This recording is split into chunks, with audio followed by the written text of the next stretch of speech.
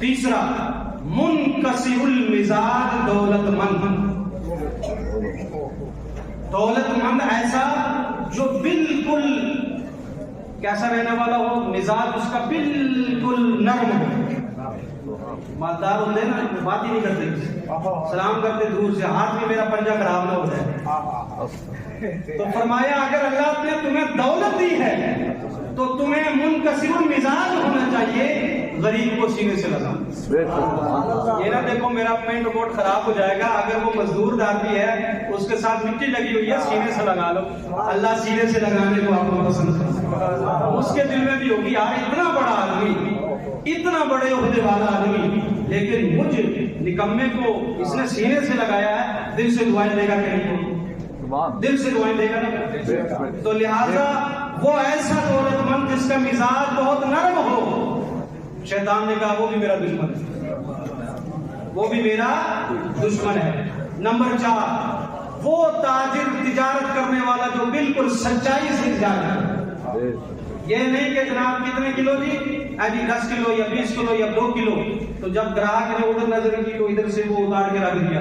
یہ سچائی نہیں. اگر سچا تاجر ہو، آج کل تو یہ ہے نا ماسٹر صاحب فون کر دیا مرغے والے کو، جناب 2 کلو مرغا ہمارا بول کر، ایسا ہی ہوتا ہے. زیادہ تر ایسے کرتے کیونکہ ہمیں آپ پر بھروسہ ہے. اس آدمی نے آپ کو بھروسے پر مرغے کے لیے کہا، سودے کی لسٹ آپ کو واٹس ایپ کر دی کہ اتنا سودا تول کر کے رکھو.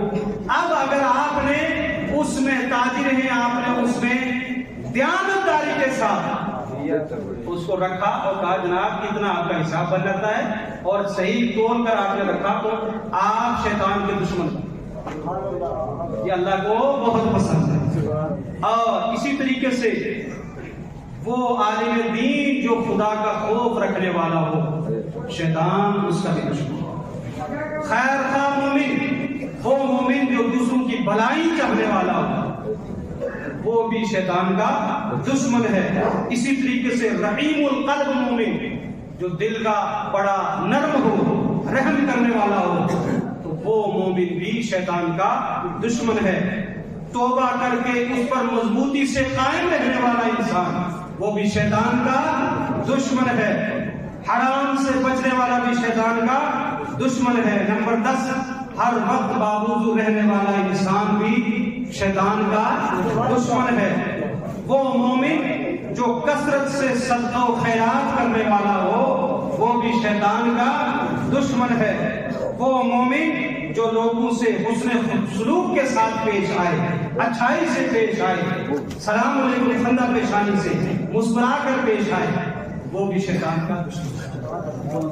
اور ہم نے دیکھا ہے کہ بعض لوگ بڑے خوش مزاج ہوتے ہیں، ہنسی مذاق کرنے والے ہوتے ہیں، جیسے مولانا گلزار صاحب ہیں، ہم کبھی کبھی مذاق کر لیتے ہیں. اور میں جب حدیث پاک پڑھ رہا تھا تو ہم نے کہا کہ ہم جو کر رہے ہیں یہ حدیث پاک کے مطابق ہے، اور مذاق بھی اپنے ساتھ والوں سے کرنی چاہیے، چھوٹا آدمی بڑے سے نہ کرے. کیونکہ حضرت مولا علی کرم اللہ وجہ کریم اور سرکار دو عالم صلی اللہ علیہ وسلم کھجوریں کھا رہے تھے، اور بھی صحابہ کرام تھے، تو حضرت رسول کریم صلی اللہ علیہ وسلم نے ساری گٹھلیاں حضرت مولا علی کے سامنے رکھی. ہمارے بہت کھجوریں کھاتے ہو، تو اس سے حضرت علی مسکرا کر سبحان اللہ. بہت ساری مثالیں ہیں. کریم آقا صلی اللہ علیہ وسلم کی بارگاہ میں گڑیا آئی کہ رونے لگی، یا رسول اللہ مجھے بتائیں میں جنت میں جاؤں گی کہ نہ جاؤں گی. رسول نے فرمایا گڑیا جنت میں نہیں جائے گی. وہ رونے لگی، یا رسول اللہ گڑیا نہیں جائے گی. آقا کریم صلی اللہ علیہ وسلم پھر بلائے تھا، فرمایا جب جنت میں جاؤ گے بوڑھا کوئی نہیں جائے گا، جوان ہو کر کے جاؤ. آپ مسکرا دیں سبحان اللہ. یہ چھوٹی جو کرنا یہ بھی جو ہے سنت سے. اور جیسے منہ چڑھا کر بھی نہیں بیٹھنا چاہیے، دوستوں کے ساتھ کئی بار ایسی ہلکی پھلکی مذاق کرنی چاہیے تاکہ حدیث پاک پر بھی عمل ہو جائے.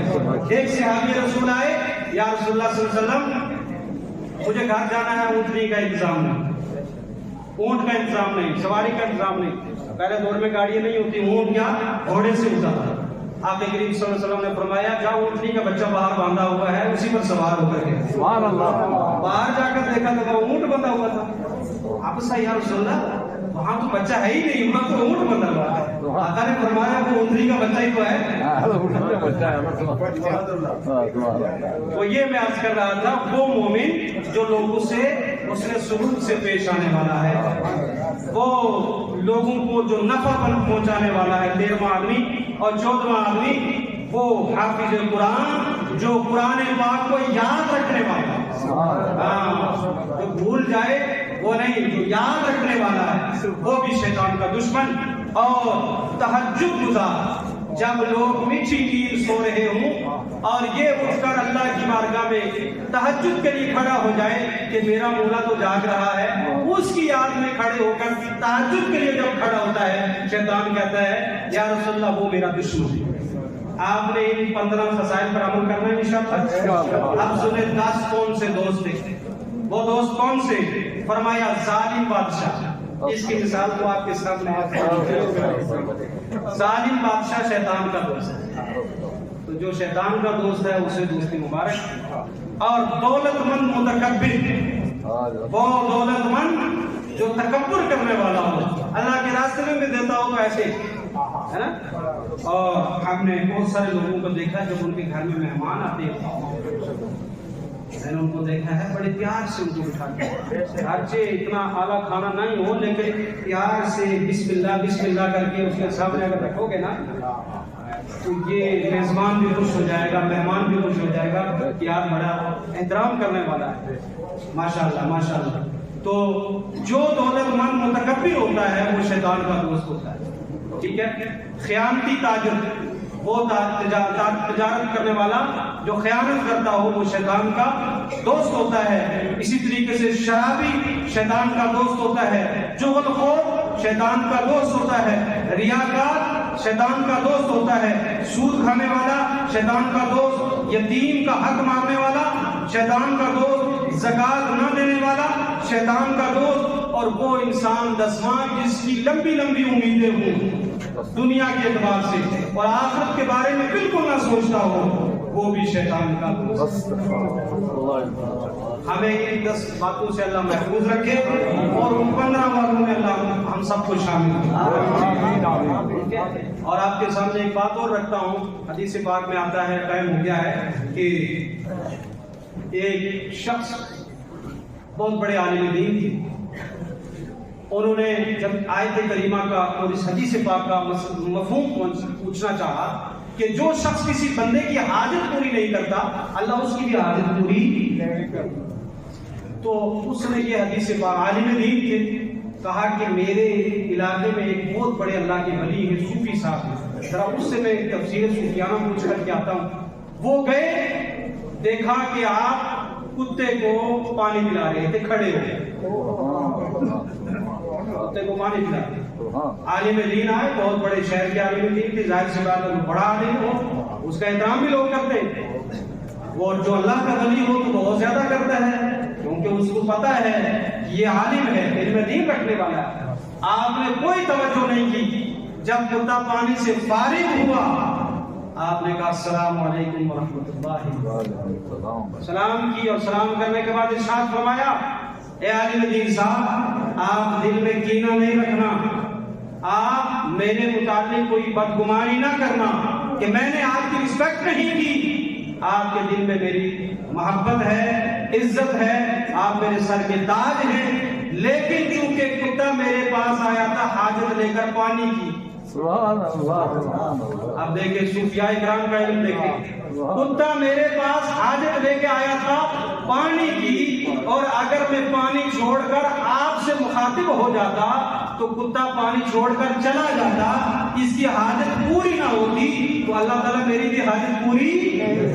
عالم دین نے حاصل دروازہ اپنا بیگ باندھا اور واپس چلے گئے. والا حدیث کا مطلب سمجھ میں آ گیا. سبحان اللہ. اللہ والے جو ہوتے ہیں وہ اشاروں میں ہی سارا کچھ سمجھتے. یہ اللہ تعالیٰ کے قرآن کا اعجاز ہے کہ اس قرآن کو سمجھنے والے صوفیاء کرام آج بھی موجود ہیں. اس لیے اللہ کے راستے میں جو آپ نے خرچ کیا ہے اللہ پاک اس کو قبول فرمائے.